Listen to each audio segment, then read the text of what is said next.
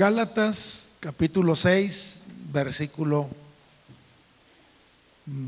7. Dice: no os engañéis, Dios no puede ser burlado, pues todo lo que el hombre sembrare, dice, eso también va a segar. Padre, yo pido que tú hables a nuestro corazón, que tu verdad y tu palabra nos lleve a una profundidad, a un arrepentimiento, a una reflexión, a una transformación. Yo pido que tú me des de tu gracia. Yo te necesito, Señor. Pido de tu presencia en mi vida, que pueda hablar desde tu corazón. Toma control total en esta hora. Bendice a los amigos, bendice a la congregación en tu nombre precioso, Señor. Puede tomar su lugar, por favor, hermano.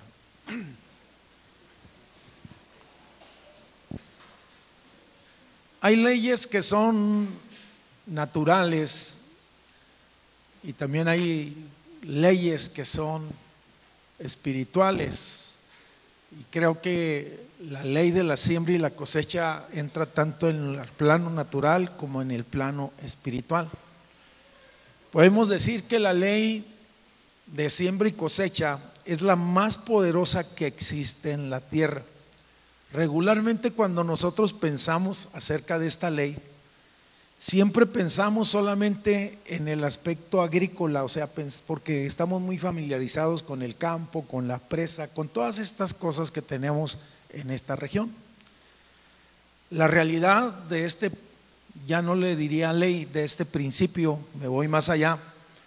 La realidad de este principio bíblico aparece en el Antiguo Testamento, y quiero comentar que los principios, cuando es un principio, son para todas las épocas, para todas las culturas y para todas las edades.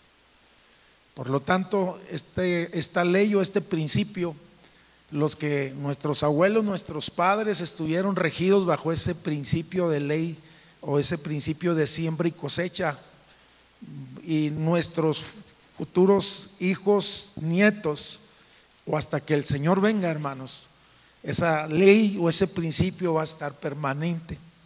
Quisiera comentar entonces que hay leyes, ya lo decía, que son del ámbito natural y otras que son del ámbito espiritual, y que éstas se activan. Muchas veces tenemos no solamente el concepto de cuando hablamos de siembras, tenemos el concepto inmediato de semilla. Y hay veces en el pensamiento evangélico relacionamos mucho la semilla con el dinero, pero esto va mucho más allá que hablar de finanzas, porque este es un principio que abarca mucho más allá. Esta ley es tan asombrosa que abarca todos los ámbitos de la vida. Fíjese lo que le estoy diciendo. Esta ley abarca todos los ámbitos de la vida, abarca los aspectos espirituales, ya lo mencioné, los aspectos emocionales, los aspectos sociales, los aspectos familiares, los aspectos laborales. ¿Qué es lo que yo estoy diciendo? Que esto en su trabajo, esta ley está funcionando en su vida, en su casa, en su hogar. Esta ley o este principio está funcionando. Y al hablar un poquito sobre la situación familiar, esto hay un claro ejemplo, si se puede decir, de siembra y cosecha.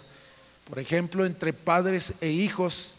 Si nosotros como padres somos personas que criticamos o somos exigentes y somos perfeccionistas, lo más seguro es que produciremos o cosecharemos en la vida de nuestros hijos inseguridades. Si nosotros como esposos, como los que estamos casados, somos tiranos con nuestros hijos o con nuestras esposas, hermanos, o tenemos una mala actitud hacia ellos, entonces téngalo por seguro que estaremos muy pronto nosotros cosechando indiferencia. Lo mismo pasa, si se puede decir, y hay ocasiones, hermano, de que muchos nos sorprendemos, pudiéramos decir de esta manera, porque hay hombres que quieren cosechar de la vida de su esposa lo que no sembraron. Yo quisiera ser muy claro en esto. En ocasiones no hemos sembrado como cónyuges, y no solamente le hablo a los hombres, sino a las mujeres. Y no sembramos afecto, no sembramos cosas que son importantes, hermanos, en la vida de nuestra esposa. No aquilatamos, pasamos por alto cosas, y hay veces nos sorprendemos cuando vemos los resultados. Yo quisiera comentarle que cuando hablamos, porque estamos hablando de semilla, de siembra y de cosecha, si se puede decir de esa manera, el reino de las tinieblas también tiene lo propio, tiene sus propias semillas. Mateo capítulo 13 versículo 38 habla sobre eso. Dice que el malo llega y siembra sus semillas, vamos, y lo que el diablo siembra, las semillas que provoca o las semillas que siembra siempre van a ser de destrucción. Pero quisiera comentar que hay una ley que es poderosa, que rompe toda maldición, y me refiero a la bendición que es en Cristo Jesús, Señor nuestro. A lo mejor nuestra vida estaba desolada, a lo mejor nuestra vida era un campo estéril donde había cardos, donde había espinos, donde había malas hierbas. Oye, pero llegó la palabra, y la palabra fue sembrada. Por cierto que a la palabra también se le llama semilla en algún momento dado en la escritura. Se usa como una analogía, si se puede decir de esa manera. Entonces llega la palabra y llegan los principios, y se siembra la palabra en el corazón, y entonces se cosecha bendición, se cosecha paz, se cosecha presencia, se cosecha gozo, se cosecha abundancia y todo lo que el reino de Dios puede producir. Quisiera entonces compartir con ustedes algunas verdades acerca de cómo operan estas leyes. Primero que nada quisiera comentarles la primera verdad es que la cosecha siempre comienza con una semilla. Vamos, podemos decir que dentro de esta ley existen 3 periodos muy claros de tiempo, y se puede decir que primero es tiempo de sembrar, segundo es tiempo de esperar, y tercero es tiempo de cosechar. Muchas veces nosotros queremos cosechar en un tiempo que no fue el tiempo, en el tiempo indicado, y estamos en el tiempo de espera, si se puede decir de esa manera. Cuando estamos hablando acerca de esta verdad, podemos decir, oye, que comienza como una semilla, y la Biblia pone un ejemplo en alguna de las ilustraciones que habla acerca del reino de Dios. La Biblia habla del pequeño grano de mostaza, que tiene la capacidad en algún momento dado, dice, de convertirse en un gran árbol, dice, en el cual pueden anidar las aves. Y yo siempre me había quedado desconcertado con esto, y le voy a decir por qué. Porque yo tenía el concepto de que la mostaza era como una especie de arbusto. Aquí en la región, los que conocen el campo, aquí hay una hierbita que nace en invierno que se le llama mostaza o mostacilla, le dan ese nombre, y yo siempre pensaba y decía, bueno, ¿a qué se refiere? La realidad es que allá en el Medio Oriente hay un árbol que se le llama el árbol de mostaza, y que da, si se puede decir, o tiene un sinfín de usos en el cual la gente lo puede utilizar. Pueden sacar una infinidad de cosas. Yo me quedé sorprendido. Ahora, lo más impresionante es que es un árbol, vamos, que mide 8 metros de alto y tiene 7 metros hacia los lados. Es un árbol grande. Y cuando lo leí y dije, tantas veces que había tratado, lo había pasado por alto, y no simplemente no lo había examinado detenidamente. Pero vuelvo al punto, todo comienza con una semilla. No sé si soy claro lo que estoy diciendo. O sea, para que ese árbol crezca en esas dimensiones, primero se necesita la semilla. Es importantísimo, es clave. Vamos, sin semilla no hay cosecha, si se puede decir. Sin semilla, entonces, hermano, se puede decir que nunca habrá una cosecha. Véalo como lo vea. Fíjese, a lo mejor le voy a decir algo que usted ya conoce, pero si hablamos aquí de la ciudad de Delicias, la ciudad de Delicias por muchos años fue un centro agrícola, todavía es un centro agrícola, pero tenía la característica que las semillas que se producían aquí en este lugar, y por cierto que había una institución que se llamaba la Productora Nacional de Semillas, y lo que hacían en ese lugar es que la región, por la clase de clima que tiene, tenía o tiene la virtud y la capacidad de producir semillas de calidad, y las cosas o lo que se sembraba en esta ciudad, si se puede decir, servía para sembrar en la nación.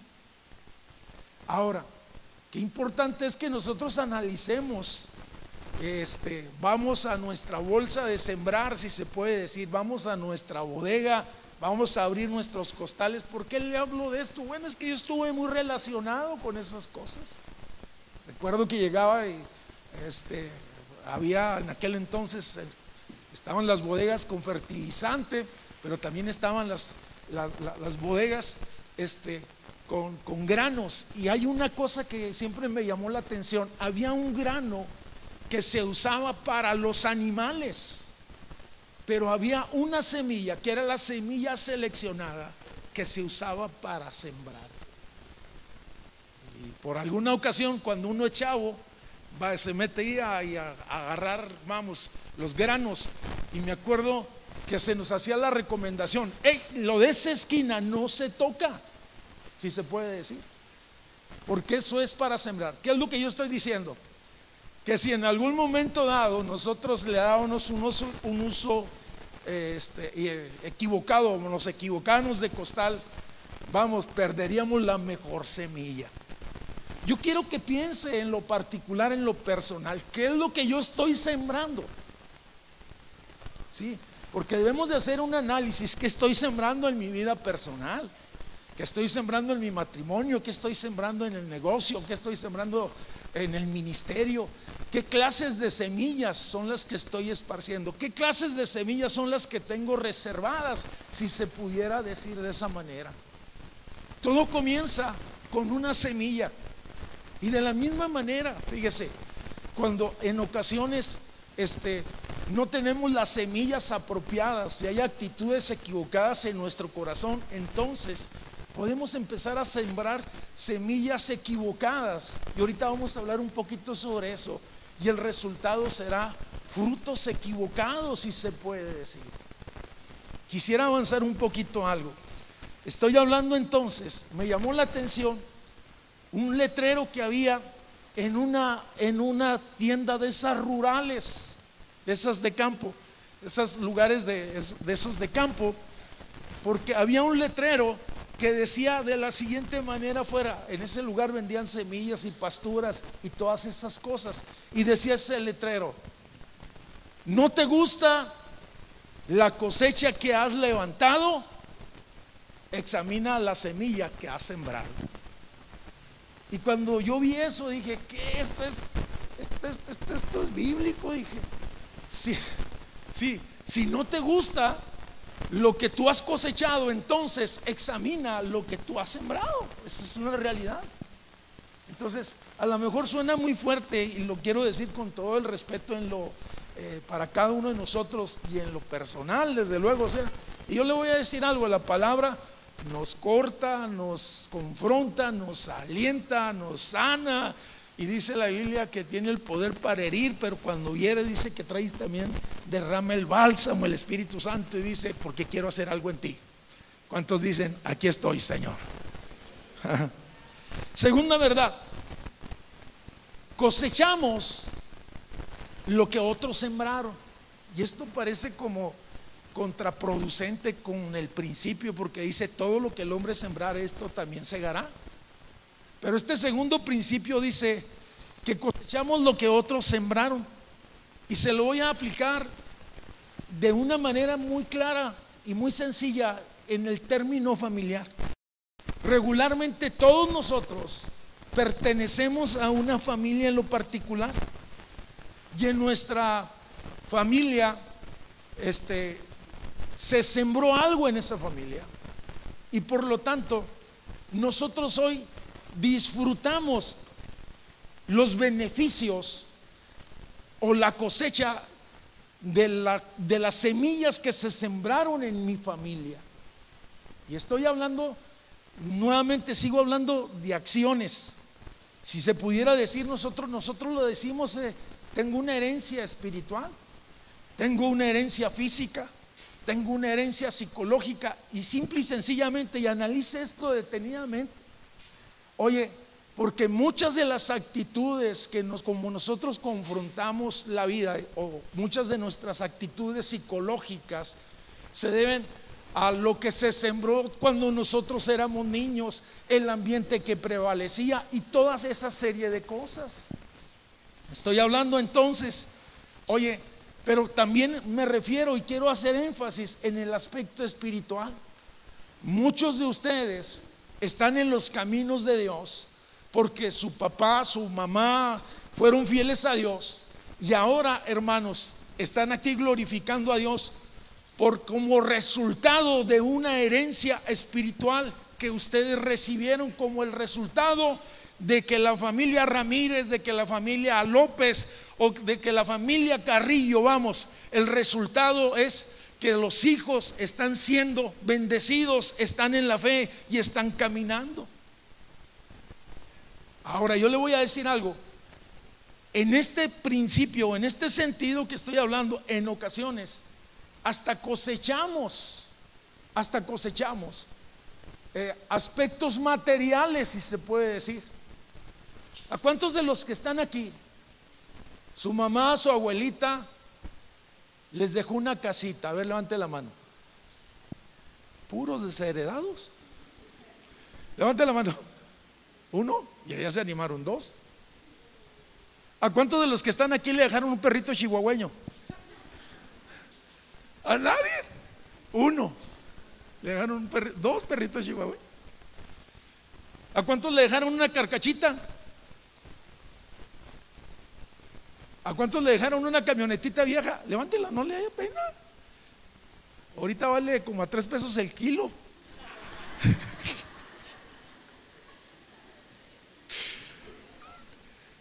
Ahora escúcheme.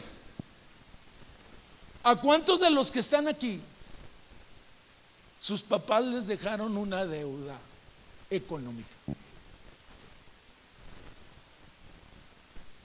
Yo sé que no va a levantar la mano,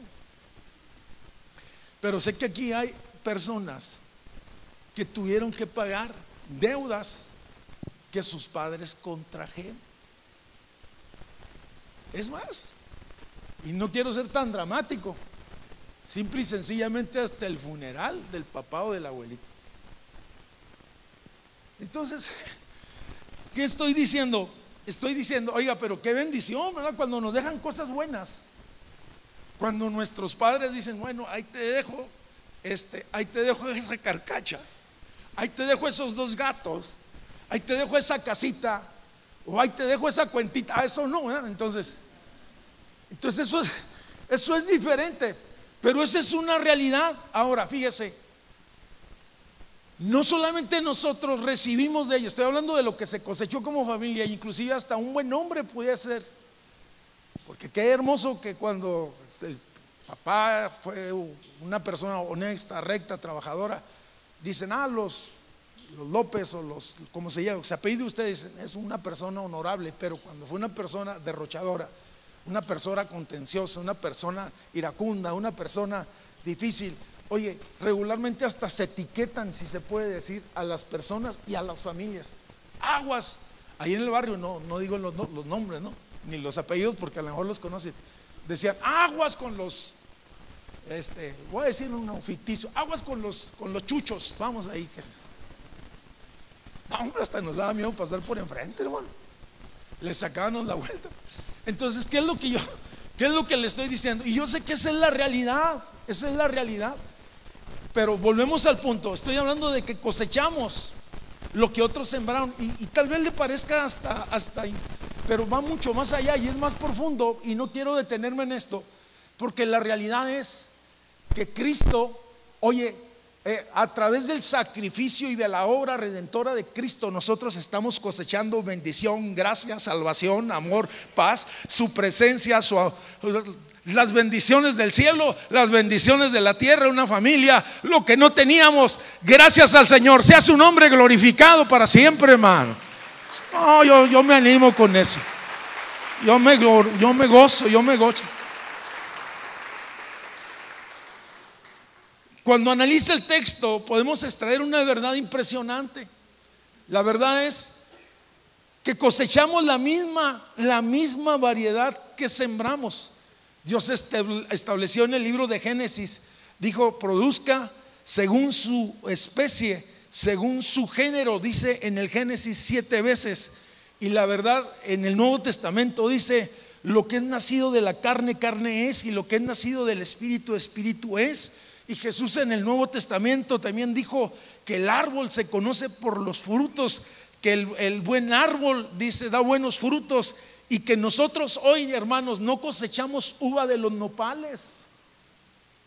Sí, esa es la realidad.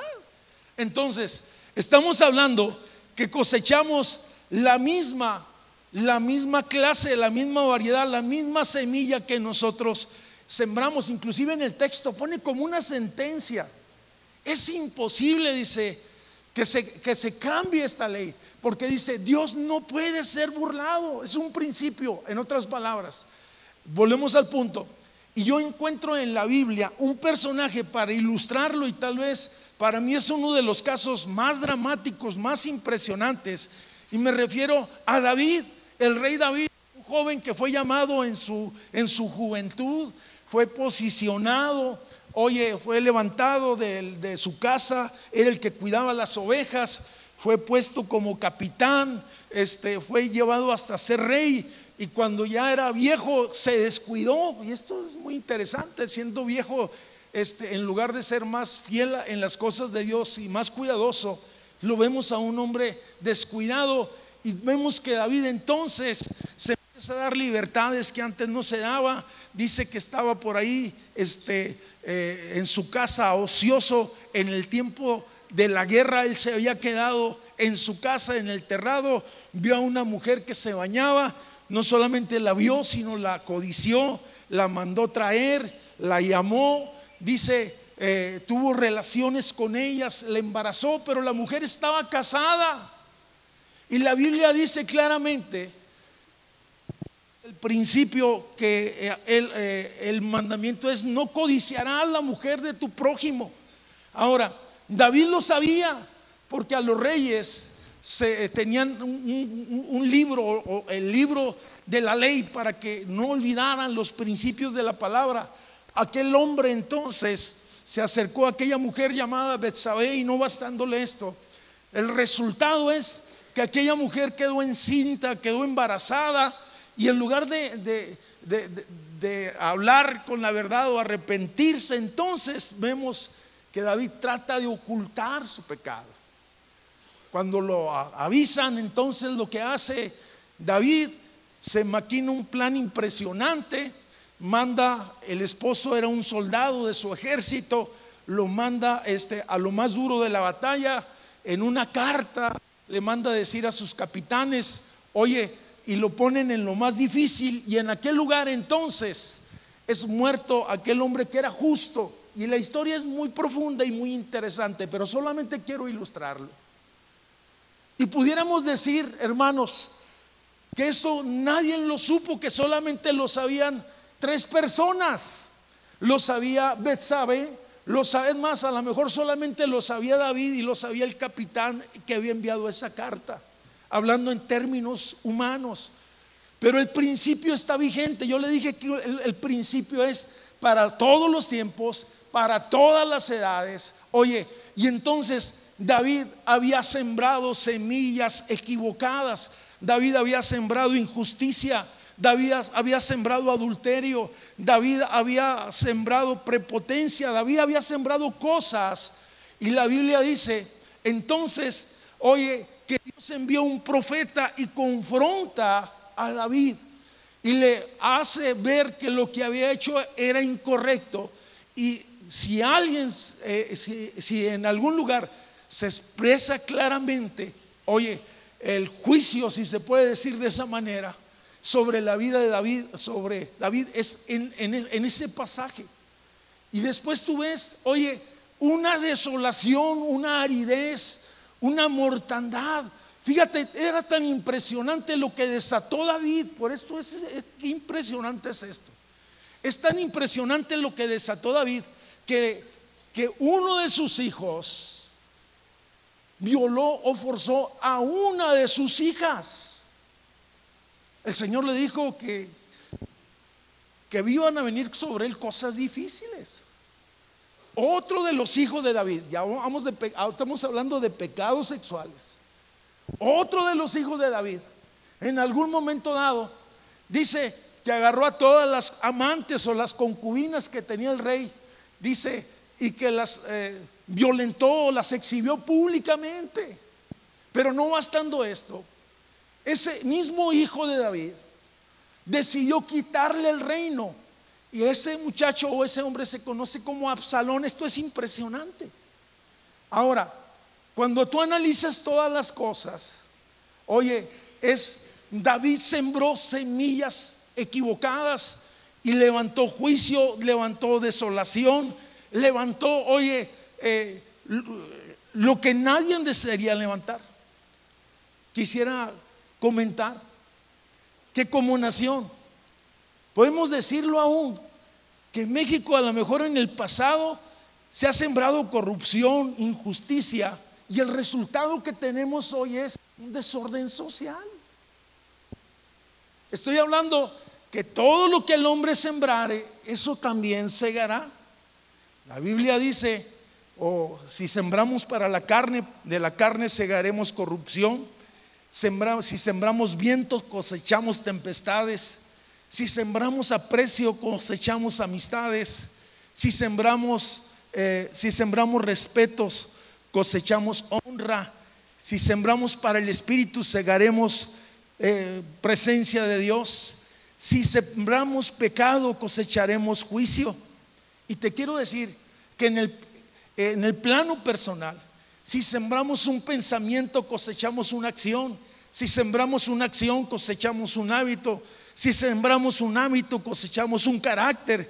Si sembramos un carácter, cosecharemos un destino. Si se puede decir entonces que nuestra vida está marcada constantemente, hermanos, vamos, como tiempos de siembra. Ahora, cuando estamos hablando de esto, llegamos a la conclusión. El texto dice, todo lo que el hombre sembrado, dice, eso también segará.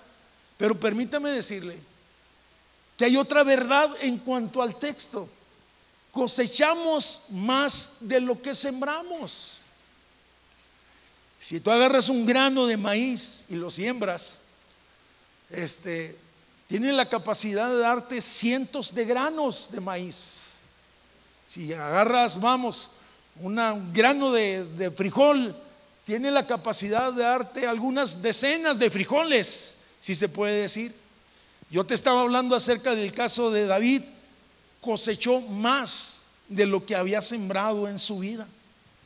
Pero no quiero dejar este pensamiento así como una sentencia de juicio, no, sino quiero dejar en el corazón de ustedes también una motivación, hermanos.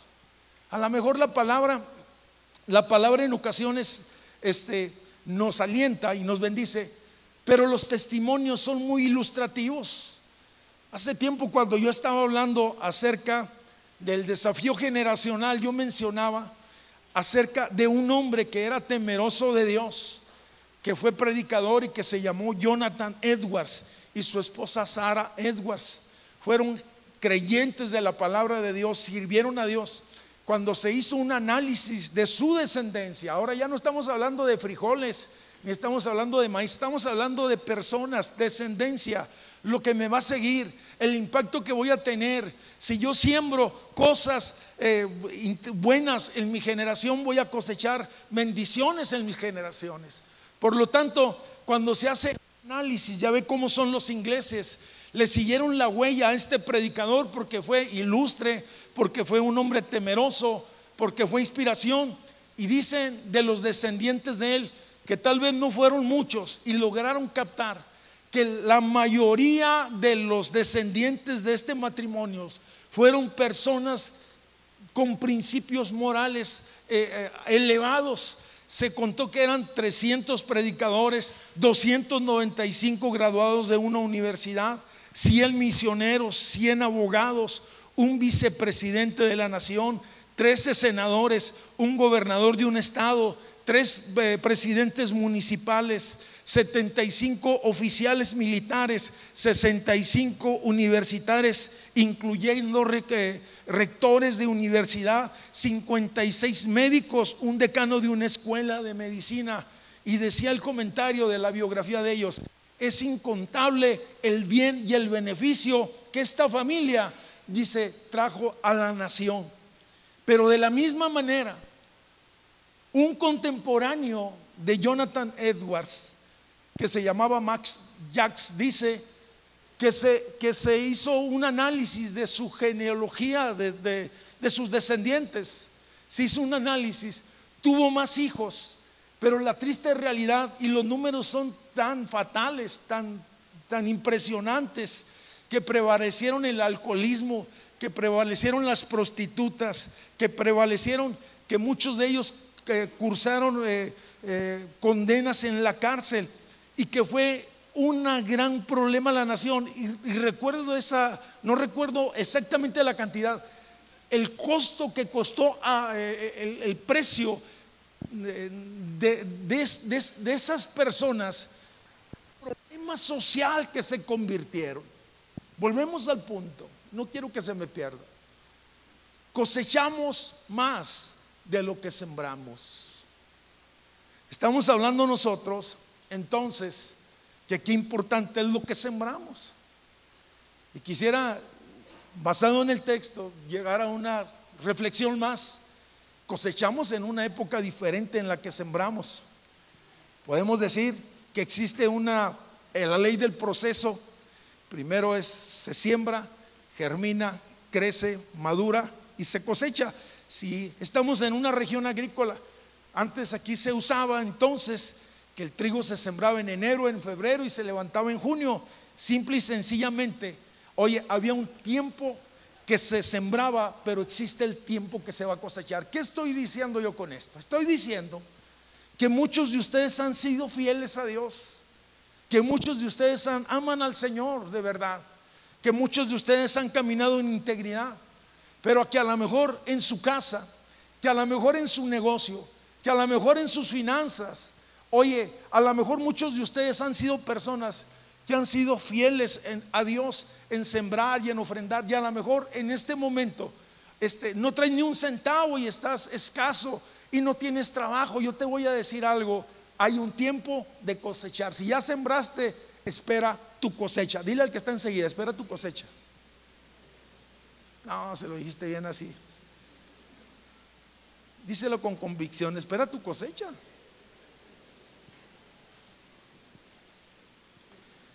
Esto es una realidad. El tiempo de cosecha va a llegar, por lo tanto no desistas. El tiempo de cosecha para la iglesia va a llegar, por lo tanto no desistamos. El tiempo de cosecha como familias va a llegar. Oye, podemos decir entonces que no desistamos, sino que seamos atentos y estemos pendientes de esto. Quisiera comentar algo, que una de las épocas que se debe de cuidar más en esta ley que estoy hablando es precisamente en el tiempo de la cosecha. Porque a lo mejor tú sembraste, a lo mejor tú lograste producir, o a lo mejor estás a punto de cosechar y ahí está todavía, pero no has levantado tu cosecha. Creo que el momento, en ocasiones, el momento, para mí uno de los momentos más importantes es el principio de siembra, ¿verdad? Si seas generoso, hablo de semillas, pues generosa cosecha tendremos. Vamos, el principio es el principio de siembra, pero estoy hablando entonces que tal vez de los más importantes es el final de la cosecha, el momento de la cosecha. Por ejemplo, Disculpa que lo ilustre con experiencias personales, pero me tocó verlas. Mi papá fue agricultor por muchos años. En aquellos años se sembraba una matita que se llamaba sorgo, algunos la conocen. Y precisamente, yo no sé si todavía hay ese tipo de problemas, pero en aquel entonces, hermanos, había parvadas de pájaros, pero eran nubes, para que mejor me entiendan, que llegaban y descendían. Y recuerdo que a ciertas horas, que ya sabían los agricultores, sabían a qué horas iban a llegar las aves. Y recuerdo que me armaba mi papá, decía, vámonos, y nos íbamos temprano, nos íbamos en la tarde. Nos llevábamos una resortera, pero a mí lo que más me gustaba, hermanos, es que nos llevábamos unas palomas, esas palomas, cohetones que le llaman. Y me decía, por ahí te vas. Yo no sé cómo operaba eso, ¿verdad? Pero se levantaban. El caso es de que inclusive había ocasiones en que ponían personas permanentemente a cuidar la cosecha de las aves, de tal manera de que cuando se acercaban, que venían esas nubes, lo que se hacía era se aventaban los cohetones, o gritabas, o que hasta con un bote le hacías y púchala para afuera, vamos, en otras palabras. Muchas veces muchos sembraron con sacrificio y están en el momento de la cosecha y no están siendo diligentes. Muchos sembraron con lágrimas y están a punto de cosechar, pero están muchos a punto de perder su cosecha, y eso también es preocupante. Llama mi atención un caso que aparece en 2 de Samuel capítulo 23 versículo 11, que tiene que ver con esto que estoy hablando. Y aparece, habla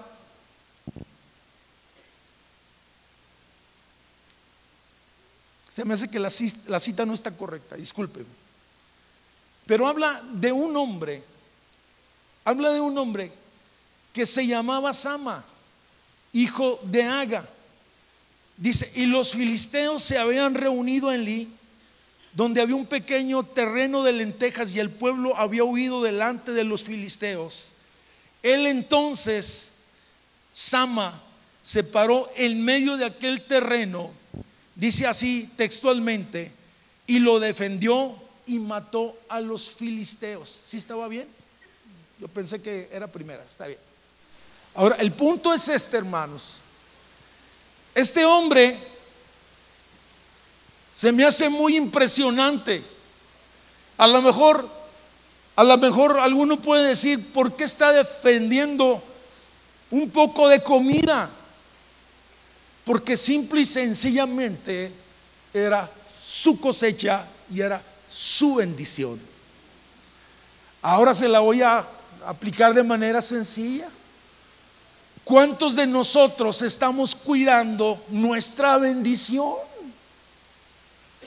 ¿Cuántos de nosotros estamos cuidando lo que Dios nos ha dado? Y Dios nos ha dado tantas cosas, porque de la misma importancia que tiene el sembrar, tiene el cuidar lo que se cosecha. Tengo la seguridad que Sama dijo, este día vienen por mis lentejas, mañana vienen por mis animales con la labranza, mañana vienen por mis tierras, mañana vienen por mi pueblo, mañana vienen por mis hijos. Y él estuvo dispuesto entonces a cuidar lo que el Señor le había dicho, lo que le había dado. Una cosa es cierta, nosotros necesitamos entonces, hermanos, estar alertas y atentos, entender que nuestra vida o la vida cristiana es una vida de principios, que las acciones que nosotros, hermanos, cometemos van a traer resultados alrededor de nuestra vida. Qué importante es que veamos la semilla, qué importante es que sembremos, porque a lo mejor yo tengo en mi mente o las intenciones de decir voy a sembrar algo, y estoy hablando en los aspectos morales, pero nunca lo hago. Qué importante es entender que hay un tiempo de siembra, un tiempo de espera y que va a haber un tiempo de cosecha. Se lo vuelvo a repetir y con esto yo quiero terminar. Si usted ha sembrado, de cierto que usted va a cosechar. Y yo quiero invitar a Alonso a ver si nos puede ayudar acá a los hermanos de la alabanza en esta hora. Quiero invitarlo que se ponga de pie, por favor. Vuelvo a comentarle. ¿No le gustó lo que decía esa tiendita de rancho? Si no le gustó su cosecha, pues examine su semilla, o examinemos nuestra semilla, porque algo tiene que cambiarse. ¿Cuántos de los que estamos aquí nos gustaría que otro ambiente hubiese en nuestra casa? Levante su mano. Vamos a orar. Padre, muchas gracias por tu presencia. Muchas gracias por tu amor. Muchas gracias porque tú has prometido estar con nosotros todos los días. Muchas gracias por el cuidado tan hermoso que has tenido para con nosotros como iglesia, como pueblo. Señor, te pedimos perdón si hemos sembrado semillas equivocadas. Te pedimos, Señor, que nos des la sabiduría y la gracia y que nos des un nuevo ciclo en nuestra vida. Cierra tus ojos un momento. Yo te voy a decir algo con mucho respeto. Tal vez con la cosecha del año pasado ya no podamos hacer nada, pero lo que viene, si nosotros podemos, hermanos, entonces cambiar nuestra cosecha, si cambiamos nuestra semilla. Padre, sé que aquí hay personas que han venido con una profunda necesidad. Señor, que en este año, que en este tiempo, tú puedas, Padre, en el nombre precioso de Jesús, provocar en ellos, que en el corazón nuestro, Padre, haya algo diferente. Permite que tu gracia nos asista, Señor. Permite que podamos edificar en nuestra casa, con nuestros hijos, con nuestros esposos. Que podamos, Señor, sembrar semillas diferentes, la verdad, la justicia, el amor, todas aquellas cosas, Señor, que darán un resultado apacible y de grande bendición, Padre, no solamente en la casa, Señor, no solamente en la familia, sino en el negocio, en lo que dirigimos, en lo que hacemos, en lo que nos movemos, Señor, en nuestra propia vida, en nuestra propia iglesia. Señor, permite que podamos levantar una gran cosecha, que el fruto que se dé sea un fruto que glorifique tu nombre, un fruto que te honre, un fruto, Señor, en el cual tu nombre sea glorificado. Señor, muchas gracias. Permite que como iglesia sembremos la palabra. Permite que como iglesia podamos sembrar la justicia. Permite que como iglesia podamos sembrar la piedad. Permite que como iglesia, Señor, podamos sembrar la santidad. Señor, permite que como iglesia podamos sembrar lo mejor de lo mejor, Padre, en tu nombre preciosísimo. Si a lo mejor usted, como muchos de nosotros, ha cometido errores en su vida, en su matrimonio, con sus hijos, oiga, pues es un buen tiempo para comenzar. Es un buen tiempo para decir: me levanto, lucho por mi cosecha, lucho por mis hijos, lucho por mi casa. Pido su gracia. Pídale al Señor que le ayude, pídale al Señor que le bendiga, pídale al Señor que le sustente, Padre, en el nombre precioso de tu Hijo amado. Pero hay algo que es muy importante, creo que es vital, creo que es clave, creo que es fundamental. La verdad es que usted necesita a Jesús en su corazón. Si está aquí por primera vez, que usted necesita al Salvador, que usted necesita la vida, que usted necesita la gracia, Padre, en tu nombre preciosísimo. Muchas gracias por tu presencia, Señor. Muchas gracias por tu presencia.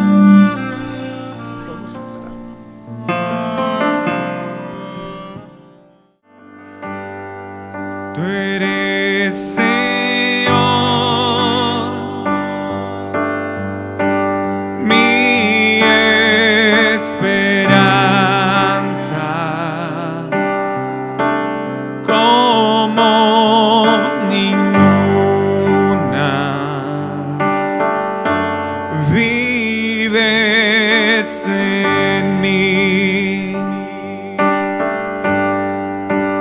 gracia que me levanto, nombre que me restauró, ha sido fiel,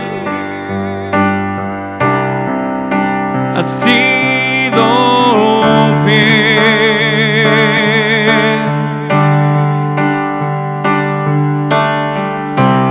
Tu amor, Señor, llega hasta los cielos.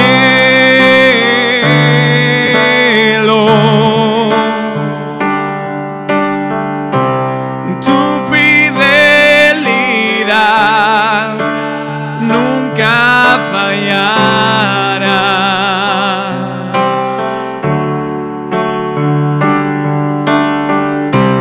Tu amor, Señor, llega hasta los cielos.